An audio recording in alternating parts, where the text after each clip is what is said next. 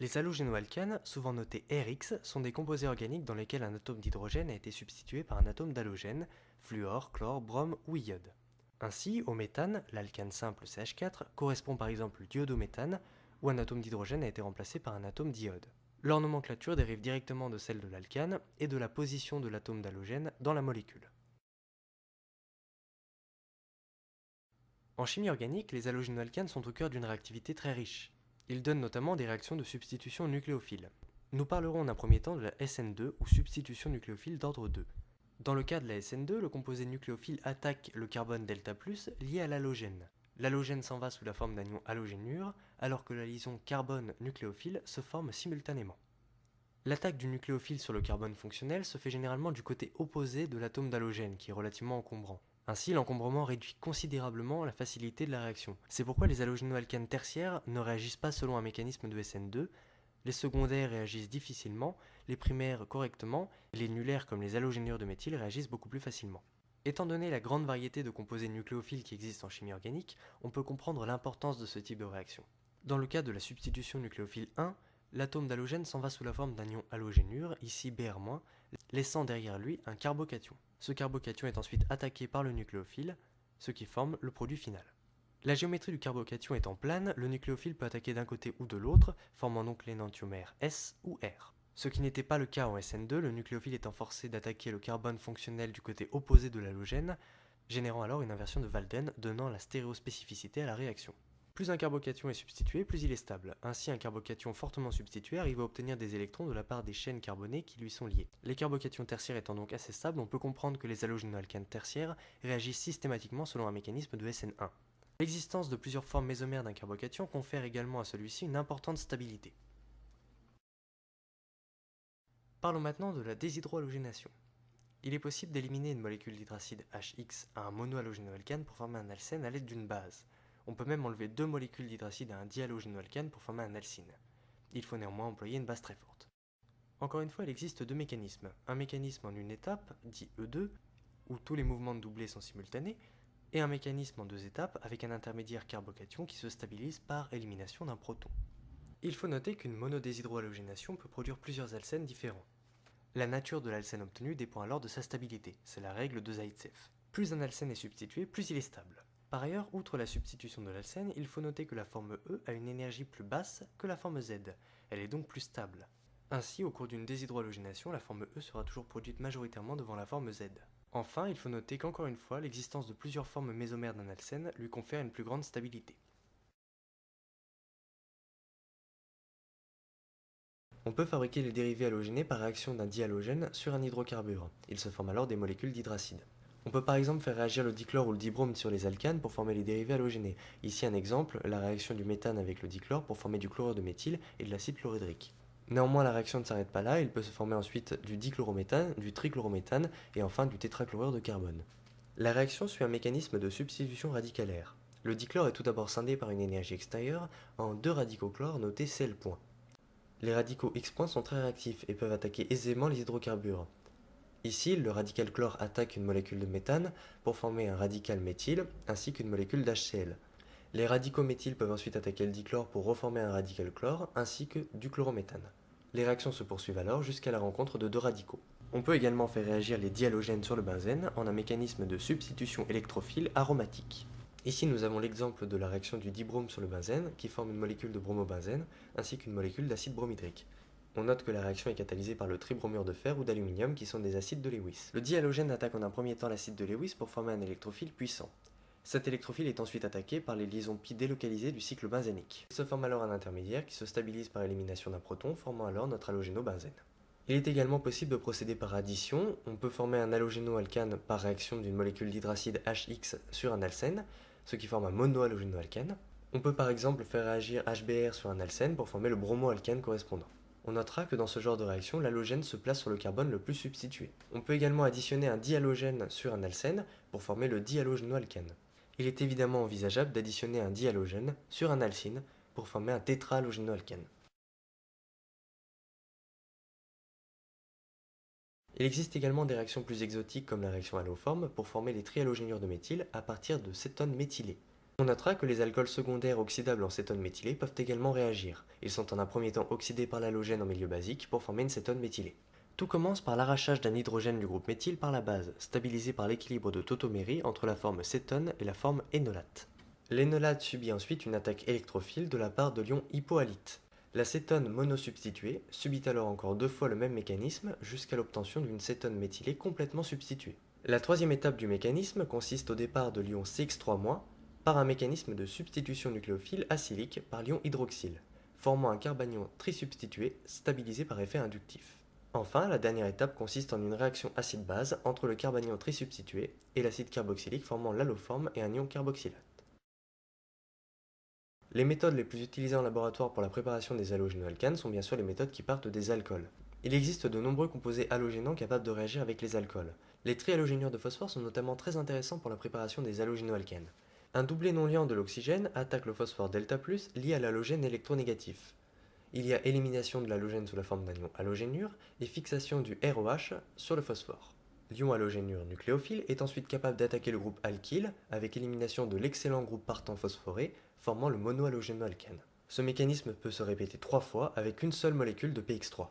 D'autres agents halogénants plus classiques, comme les hydracides, peuvent également être utilisés. Un alcool primaire réagit avec un hydracide selon un mécanisme de SN2. L'alcool est en un premier temps activé par protonation. Un doublé non liant de l'oxygène attaque en un premier temps un proton et il se forme alors l'ion alkéloxonium, qui possède l'excellent groupe partant H2O. L'ion halogénure est ensuite capable d'attaquer le groupe alkyle, avec bien sûr élimination de H2O, selon un mécanisme de SN2. Les alcools tertiaires réagissent selon un mécanisme de SN1, avec un intermédiaire carbocation. On peut également activer un alcool avec du chlorure de zinc. Le mélange chlorure de zinc acide chlorhydrique constitue le réactif de Lucas. Il faut noter pour ce procédé que l'acide iodhydrique réagit mieux que l'acide bromhydrique, qui réagit mieux que l'acide chlorhydrique, qui réagit beaucoup mieux que l'acide fluorhydrique. En effet, non seulement la force de ces acides est croissante dans le sens fluor-chlore-brome-iode, mais en plus, la taille de ces ions est croissante dans le sens fluor-chlore-brome-iode. Et plus le nuage électronique est gros, plus celui-ci est déformable, favorisant alors les effets inductifs lors de l'approche du nucléophile.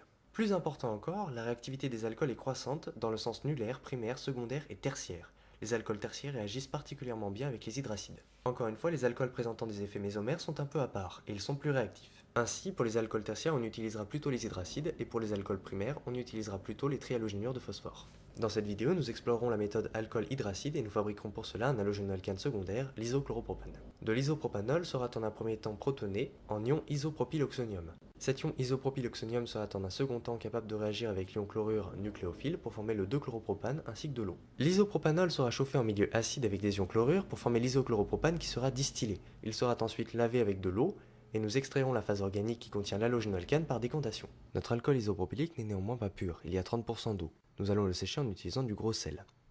Le sel, chlorure de sodium, est en un premier temps placé dans une ampoule à décanter, et nous versons dans l'ampoule notre alcool isopropylique. L'alcool isopropylique n'est pas soluble dans l'eau salée, et le sel peut se dissoudre dans les 30% d'eau qu'il y a dans l'alcool. Nous agitons alors l'ampoule et nous pensons à dégazer fréquemment de sorte à éviter une surpression.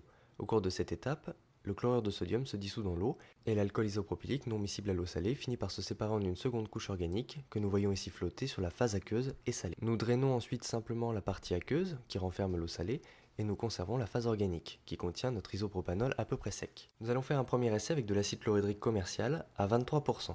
Versons cet acide dans l'ampoule de coulée et introduisons-le dans le montage. Notre isopropanol sec est ensuite introduit dans l'ampoule de coulée. Nous fermons l'ampoule de coulée et nous ouvrons le robinet pour introduire un peu d'isopropanol dans notre acide chlorhydrique. Les circuits de réfrigération du système sont ensuite activés.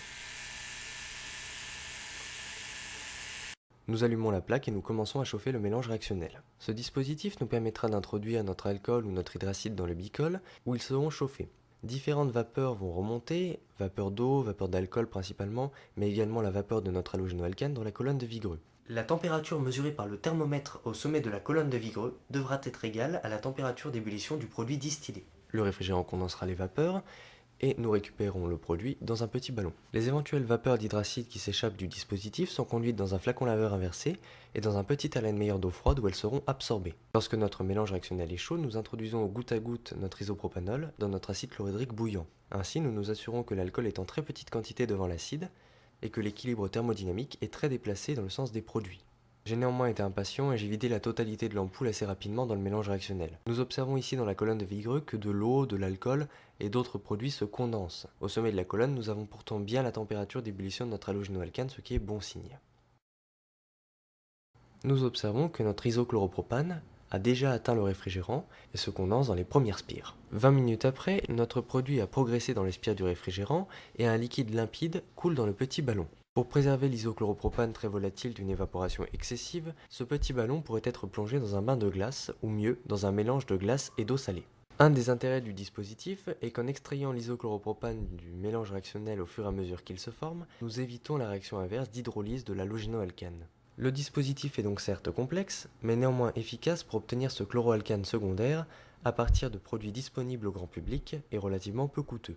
Avec un alcool tertiaire ou un hydracide plus réactif, un tel montage ne serait pas nécessaire et un simple chauffage à reflux suffirait amplement à préparer l'halogénoalcane. Lorsque nous estimons avoir obtenu suffisamment d'isochloropropane, nous retirons le ballon du dispositif et nous passons à l'étape d'après. Prenons une large ampoule à décanter et versons-y notre distillat. Le petit ballon contient majoritairement de l'isochloropropane, mais également un peu d'isopropanol et d'acide chlorhydrique résiduel. Pour éliminer ces produits, ajoutons dans l'ampoule quelques millilitres d'eau. L'eau dissout l'acide chlorhydrique ainsi que l'isopropanol, mais l'isochloropropane moins dense et non miscible à l'eau forme une couche organique qui flotte à la surface du liquide. Ouvrons le robinet pour éliminer la phase aqueuse qui contient l'acide et l'alcool résiduel pour n'avoir plus que l'isochloropropane que nous voulions. Ce procédé de synthèse des halogénoalcanes est tout à fait fonctionnel comme nous avons pu le voir. Néanmoins, l'expérience a pris beaucoup de temps et nous n'avons obtenu que très peu d'halogénoalcanes. Cela est surtout dû au fait que le milieu réactionnel dans lequel nous opérions était beaucoup trop aqueux. Nous avons employé de l'acide chlorhydrique à seulement 23%. Pour limiter ce problème, nous allons opérer autrement. Dans un petit Erlenmeyer, nous introduisons de l'isopropanol et de l'acide sulfurique. Ainsi, nous mettons directement en milieu acide et anhydre notre alcool pour former l'ion isopropyloxonium. Versons cette solution d'alcool acide dans l'ampoule de coulée. Fermons l'ampoule de coulée et cette fois-ci, comme source d'ion chlorure, introduisons dans le bicol du gros sel marin ou chlorure de sodium. Activons les circuits de réfrigération du système et ouvrons le robinet de l'ampoule de coulée pour introduire notre solution alcoolique acide sur le chlorure de sodium. À température ambiante, aucune réaction ne se produit. Allumons la plaque et chauffons notre chlorure de sodium imbibé d'acide et d'alcool. Nous observons une vive effervescence car du gaz chlorhydrique est produit. Des gouttelettes huileuses se condensent sur les parois du ballon et nous observons des changements de couleur dans le mélange qui prend une teinte rosée. Continuons à faire couler l'acide, nous observons différentes couleurs dans le ballon mais surtout dans la colonne. En effet, aux premiers instants de la distillation, un liquide rose et semble-t-il très volatile apparaît dans la colonne de Vigreux. Je n'ai absolument aucune idée de ce que ce liquide rose peut être, étant donné que l'isochloropropane est censé être incolore. D'ailleurs, notre première expérience à l'acide chlorhydrique nous avait donné un produit tout à fait incolore et tout à fait normal. Néanmoins, la couleur rose ne va pas perdurer et très rapidement le liquide devient incolore dans la colonne de Vigreux. Étrangement, nous avons observé l'apparition d'un liquide jaune dans le flacon laveur. Encore une fois, nous ne savions pas ce à quoi cette couleur pouvait être due. Au cours de cette expérience, d'importantes quantités de gaz chlorhydrique seront émises. Le gaz chlorhydrique a d'ailleurs fini par corroder les petits clips métalliques servant à joindre les différentes pièces du montage. Au bout d'un moment, la dissolution du gaz chlorhydrique dans l'eau finit par créer une dépression et aspirer l'eau de l'Erlenmeyer dans le montage, d'où l'intérêt du flacon laveur inversé qui empêche l'eau extérieure de venir contaminer le produit. Au bout d'un moment, la pression dans le dispositif remonte et l'eau est réexpulsée dans le petit Erlenmeyer. La température indiquée par le thermomètre est bien la bonne, et le liquide commence à se condenser dans les premières spires du réfrigérant. À ce stade, le liquide est encore légèrement rosé car coloré par les impuretés du début de la distillation. Nous continuons maintenant à ajouter par petites portions le contenu de l'ampoule de coulée au mélange réactionnel. Au bout d'un moment, les spires du réfrigérant ont été gagnées par le distillat, poussé par la pression du gaz chlorhydrique dans le petit ballon. Une fois le chlorure de sodium entièrement recouvert de ce mélange d'alcool et d'acide, l'ébullition devient beaucoup plus vive et les premières gouttes de distillat atteignent enfin le petit ballon, qui commence à se remplir de ce liquide volatile, partiellement rose, teinté par les impuretés du début de la distillation. Malheureusement, comme nous venons de le dire, le liquide est très volatile et le flot constant de gaz chlorhydrique finit par le conduire dans le flacon laveur où nous le voyons flotter à la surface de l'eau restante. La distillation continue de se poursuivre à un bon rythme, le petit ballon se remplissant peu à peu de notre halogénoalcane. Pour voir si la réaction pouvait être accélérée, j'ai introduit un peu d'acide chlorhydrique dans l'ampoule de coulée, et j'ai additionné lentement l'hydracide au mélange réactionnel sulfurique et alcoolisé.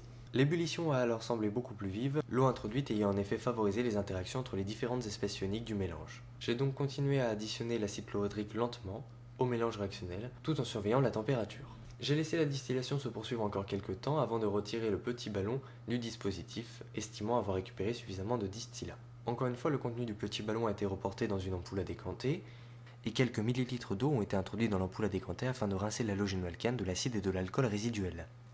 Nous avons d'ailleurs observé l'apparition d'une dense fumée blanche d'acide chlorhydrique due à la dissolution du chlorure d'hydrogène abondamment généré par ce deuxième procédé de synthèse. Cette fois, nous avons observé l'apparition d'une phase organique abondante d'isochloropropane à la surface de l'eau introduite dans l'ampoule.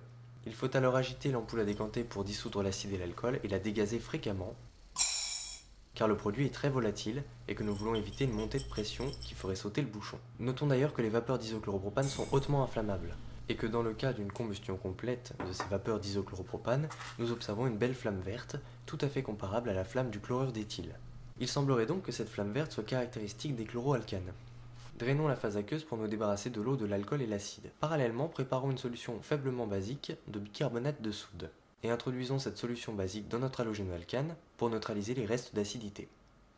Encore une fois, après agitation, la phase organique décante et la phase aqueuse est éliminée en ouvrant le robinet. Cette fois-ci, la phase organique est vidée dans un tube contenant du chlorure de calcium qui servira à absorber l'humidité résiduelle. En laissant le chlorure de calcium agir, nous observons que la phase organique devient tout à fait limpide car l'eau est absorbée par le chlorure de calcium. Il semblerait donc que la seconde méthode soit plus efficace que la première méthode, mais que l'ajout d'une petite quantité d'eau dans le mélange réactionnel facilite la réaction.